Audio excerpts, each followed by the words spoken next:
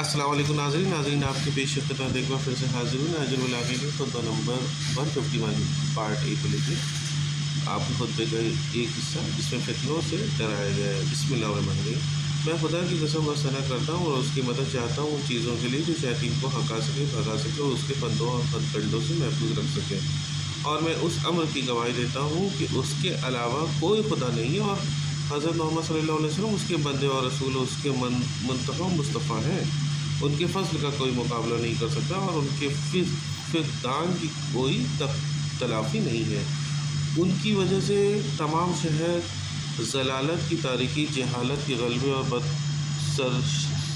سرشتی اور بد اخلاقی کی شدت کے بعد جب لوگ حرام کو حلال بنائے ہوئے تھے اور صاحبان حکمت کو ذلیل سمجھ رہے تھے، رسولوں سے خالی دور میں زندگی گزر رہے تھے اور کفر کی حالت میں مر رہے تھے، منور اور روشن ہو گئے۔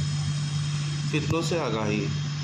اس کے بعد تم ایک گروہ عرب ان بلاؤں کے نشانے پر ہو جو قریب آ چکی ہے، لہٰذا نعمتوں کی مدہوشیوں سے بچو اور ہلاک کرنے والے عذاب سے ہوشیار رہو۔ اندھیروں کی دھندلکوں میں قدم جمائے رہو اور فتنوں کی کزربی سے ہوشیار ہو۔ جس وقت ان کا پوشیدہ خدشہ سامنے آ رہا ہے اور مخفی اندیشہ ظاہر ہو رہا ہے اور کھوٹا مضبوط ہو رہا ہے، یہ فتنے ابتدا میں مخفی راستوں سے شروع ہوتے ہیں اور آخر میں واضح مصائب تک پہنچ جاتے ہیں۔ ان کا آغاز بچوں کے آغاز جیسا ہوتا ہے، لیکن ان کے آثار نقش کالے حجر جیسے ہوتے ہیں۔ دنیا کے ظالم باہمی عہد و پیمان کے ذریعے ان کے وارث بنتے ہیں۔ اول آخر کا قائد ہوتا ہے اور آخر اول کا مقتدی۔ حقیر دنیا کے لیے ایک دوسرے سے مقابلہ کرتے ہیں اور بدبودار مردے پر آپس میں جنگ کرتے ہیں۔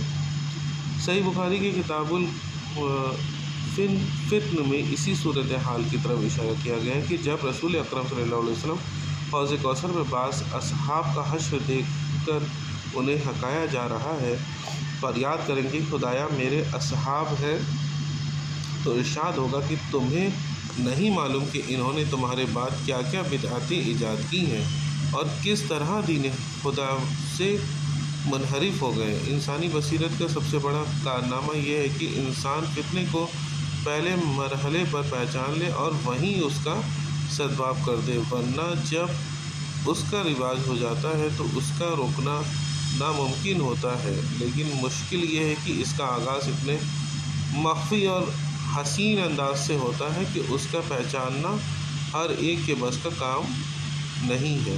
اللہم صلی علی محمد وعلی محمد وعجل